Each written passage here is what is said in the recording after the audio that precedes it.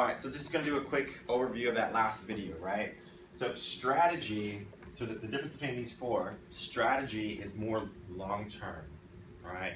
Long-term from the deliverable, we'll be talking about what to do over the next 5 to 10 years, right? It's big picture, it's the what, right? So competitive analysis, where they fit in with the others, right? Low cost, high volume versus low volume, high cost. Like it's the difference between a Rolex and, I don't know, lower-end watches, or a Lexus and a Toyota, right?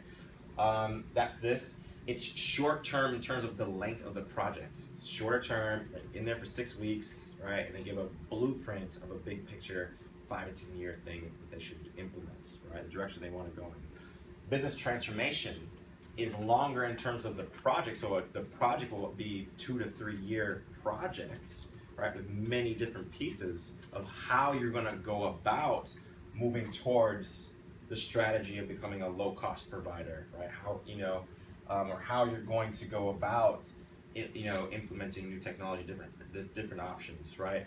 This one is talking about here's where your current state is, here's where you're currently at, here are your 3 different options for your future state, and then they're going to be giving you the roadmap from how to get from your current state to your future state once you've picked your 3 different options. And that roadmap becomes the deliverable, right, that these guys provide, and then they go in and help implement those changes operationally, right? Technology implementation does not necessarily have to be a follow-up to this. This could be done in and of itself, but oftentimes when you change the way you're operating, or if part of your strategy is to implement new technology, right, and you go straight from strategy to this, but then you get to technology implementation, and that is the same thing, going through the plans of here's where you're currently at in terms of what your technology can do. Here are your options for where you could be, right? The different products you can use to improve, and then the actual implementation of that system, right?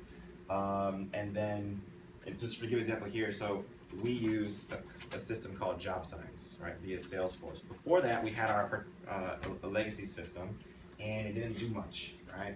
And so, business transformation, these people be like a consultant coming into us and saying, okay, what do you need to be able to do?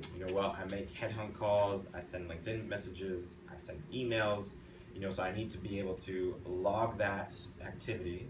I search 5 different markets, so I need to be able to add candidates to a database easily from LinkedIn, right? So that's something I need to be able to do. I need to be able to create short lists to categorize all these people that I'm finding, right? So that process, that consultant is coming in, they're interviewing me and gathering the business requirements.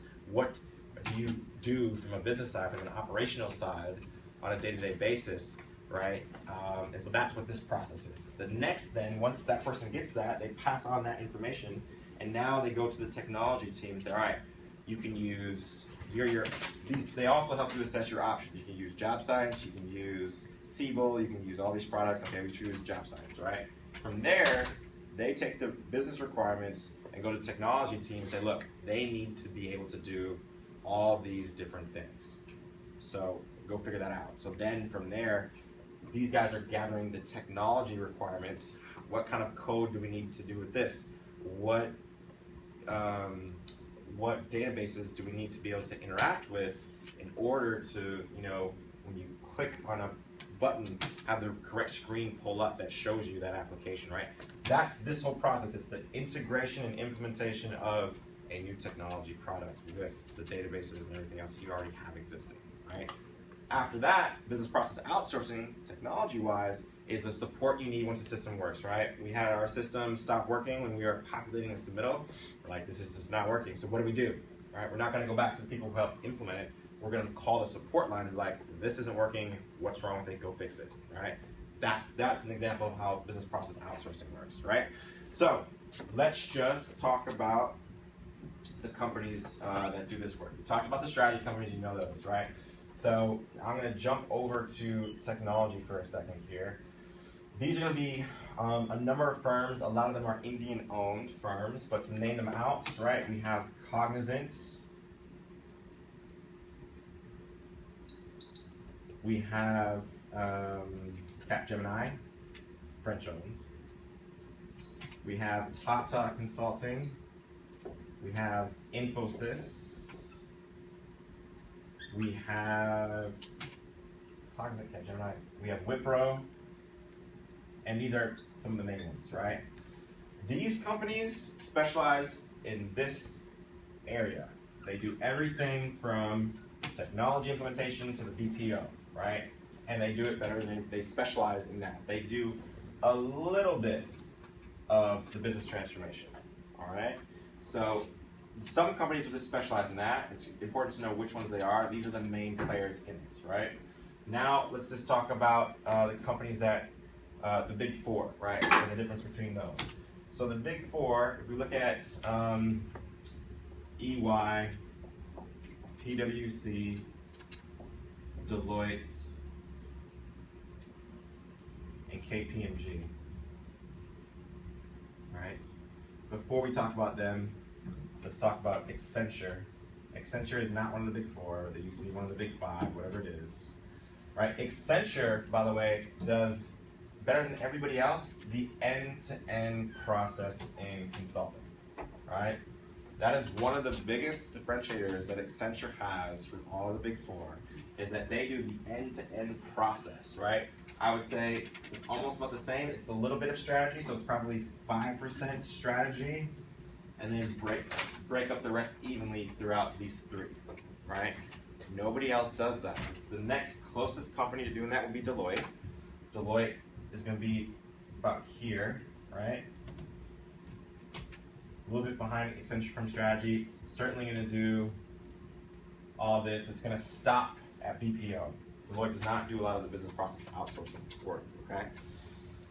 The reason that, so Accenture and Deloitte have the largest market share in management consulting, right? And the reason for that is back in 2002, right? The reason, by the way, Accenture has the most, especially for financial services, is that it does not have the other lines of business that the Big Four has, right? It does not do audit, it does not do tax, it does not do accounting, right? These are known for the Big Four accounting firms because of their accounting and professional services related work that they do, right? Accenture used to do that work, and they were known as Arthur Andersen at the time. Enron scandal happens, 2002. They rebrand and only focus on the consulting piece, and they're now Accenture, right? So because of that, they don't have a conflict of interest in the types of companies, in which companies they can work, because you cannot audit the same clients that you consult with, right? So that's the reason why Accenture has the largest market share and is in first place when it comes to this end-to-end process. And $30 billion in revenues is all in consulting. These firms will also be about $30 billion in revenue, but EY, for example, PwC, for example, will split 50% of their revenue is from their tax, audit, and accounting. The other 50% is going to be specific to their advisory or consulting. All right. So Deloitte is the only one of the big four that did not sell their consulting line of business back in 2002. So 2002, Enron scandal happens, big deal. Arthur Andersen gets in big trouble. They rebrand for as Accenture, focus on management consulting. The rest of the big four sell off their consulting arms to a number of other companies. Right? So from there, they all start to build them back up, right? But Deloitte's the only one that kept theirs, and that's why their market share is also very large, right? KPMG, let's see.